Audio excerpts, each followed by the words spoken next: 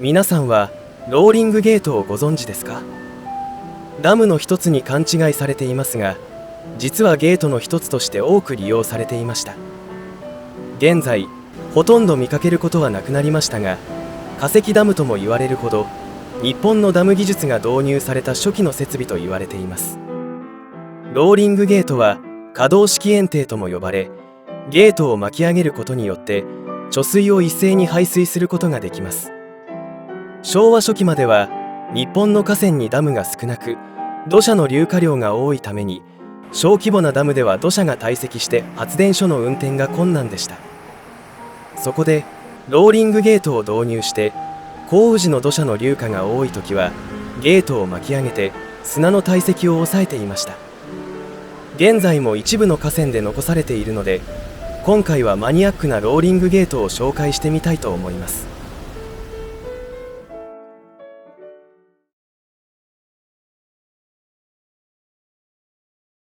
七層発電所は大正14年に建設された 5600kW の発電所です。飛騨川の狭い渓谷に建設されたため、圧力コンクリートの水路で建設された特殊発電所でもあります。この飛騨川の取水口に使用されていたのがローリングゲートでした。飛騨川は岩盤で形成されているため、通常の河川と異なり、砂の流下量が異常に多いです。そのため、ここに固定式ダムを建設すると、すぐに砂で埋まってしまうため、排水効率の良いローリングゲートが採用されました。七層発電所のローリングゲートは、平成3年頃まで使用されていましたが、設備改修の際にローラーゲートに更新され、姿を消しました。現在も飛騨川の大正時代のモダン的な建物として、中部電力によって運転が続けられています。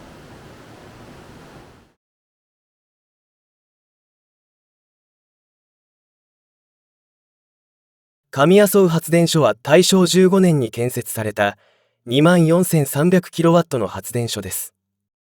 現在も飛騨川で唯一使用されているローリングゲートで、運転開始当時の姿を残しています。上阿蘇発電所は当初固定式ダムを採用する予定でしたが、水没地点の問題、さらには洪水時の水位上昇問題など、近隣住民からの反対もあり、現在の場所に建設されることになりました。さらに、飛騨川沿いに高山本線が開通することになり、洪水時は迅速に水位を下げるように通達が入り、ローリングゲートが採用されることになりました。しかし、固定式ダムは河川を横断することができますが、ローリングゲートは強度の問題から一定の長さしか建設することができません。そのため、ゲートを分割する構造が採用されました。上阿蘇発電所のローリングゲートの採用は、実は発電効率の問題も抱えていました。ローリングゲートはゲートを巻き上げることにより、貯水をゼロにすることができます。しかし、貯水開始から発電所の水槽に水が到達するのに30分前後の時間が必要とされました。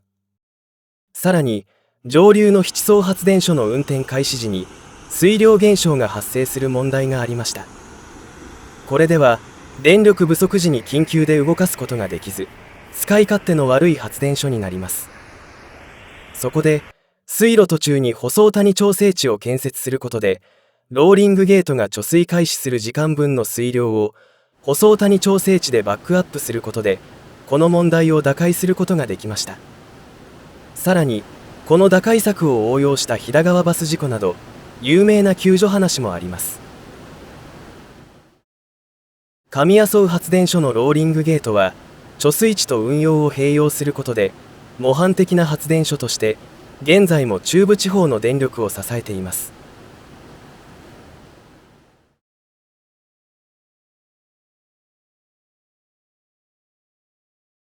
古い絵はがきに特殊なローリングゲートが写っています。大正初期のローリングゲートですが、ゲートが2つ写り込んでいます。このローリングゲートは、複筒式ゲートとも呼ばれ、ゲートの重なり方によって、発電所の出力を変更することができます。通常、水力発電所は一定負荷運転と呼ばれる変動をしない決められた電力を供給します。しかし特殊運転の場合は供給先の電力の負荷変動に応じて電力を供給することがあります。特に工場などで使用する自家用発電所は工場の稼働率に合わせて発電量を変動させています。これを水力発電所で対応させるにはダムなどの貯水池が必要になります。しかしローリングゲートはゲートの大きさが決まっているため、一定の貯水量を超えると自然越流して溢れてしまいます。そこで導入されたのが腹筒式ローリングゲートでした。通常はゲートが一つで発電しますが、日中の発電量が増大するときはあらかじめ2つのゲートを下ろして貯水機能を持たせます。さらに洪水・取水口の掃除の際はすべてのゲートを巻き上げて貯水をゼロにすることもできます。この多機能のローリングゲートを使っていたのが古川工業でした。豊根発電所と呼ばれ、大正7年に建設された 3450kW の発電所でした。下流の久根鉱山の電力供給として建設されましたが、不況により発電所は電力会社へ売却されることになりました。古川工業の電力技術はシーメンス社が支援をしていたこともあり、引き継いだ電力会社の職員は設備の凄さに驚きました。豊根発電所はその後、佐久間ダムの建設により水没しましたが、中部電力の再開発により、2代目豊根発電所が現在も廃墟として残されています。しかし、再開発時に操作性の良いローラーゲートに変更され、ローリングゲートは撤去されました。さらに、新豊根ダム建設により、中部電力のダムも水没することになり、豊根発電所はすぐに廃止されました。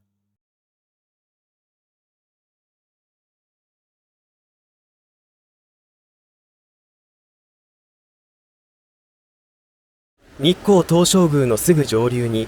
大谷川が流れています。この少し上流に日光第二発電所があります。実はここで使用されている取水設備に豊根発電所と同じローリングゲートがあります。今ではほとんど見ることができなくなった腹筒式ローリングゲートです。発電所の建設時は小規模な発電所でしたが、需要増加と電力会社の合併により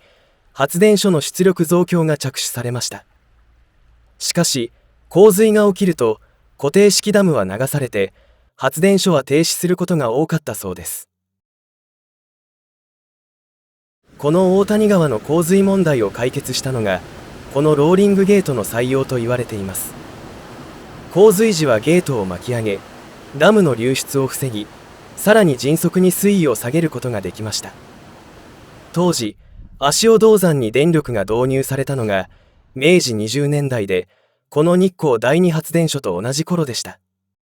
特に日光第二発電所は麻藤発電所の技術支援で建設された経緯もあり、古川工業との関係も深かったと思われます。その後、豊根発電所の建設の際に試験導入として日光第二発電所に建設されたのが現在のローリングゲートではないかと思われます。しかし、ここで一つの疑問があります。なぜ、日光第二発電所は通常のローリングゲートではなく、腹筒式ローリングゲートが採用されたのでしょう。その答えは、日光第二発電所が特殊運転をしていた経緯があったからです。実は、日光第二発電所は、通常の電灯供給を目的とした発電以外に、下滝発電所の工事用電源として、発電機が増設された経緯がありました。当時は2台運転をしていましたが、増設されて3台になっていました。下滝発電所の工事終了後は、追加された発電機はそのまま譲渡されました。これを予備発電機として、電力不足の時に稼働させることにして、取水口の改修工事の際に、水量調整が可能な腹筒式ローリングゲートを採用することになりました。現在、東京電力の改修工事によって設備の入れ替えによりその姿はありませんが、鬼怒川温泉の東京電力の記念館に現在も当時の水車が展示されています。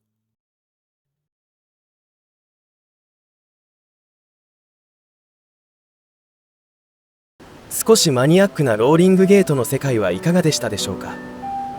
ローリングゲートだからできる機能もある一方、上流のダム建設によってローリングゲートの必要性がなくなったのもあれば、老朽化で撤去されることも多くなりました。今後いつまで見られる景色か分かりませんが、ずっと見ていたい風景ですね。ご視聴ありがとうございました。次回作を急いで制作しております。よろしければチャンネル登録よろしくお願いいたします。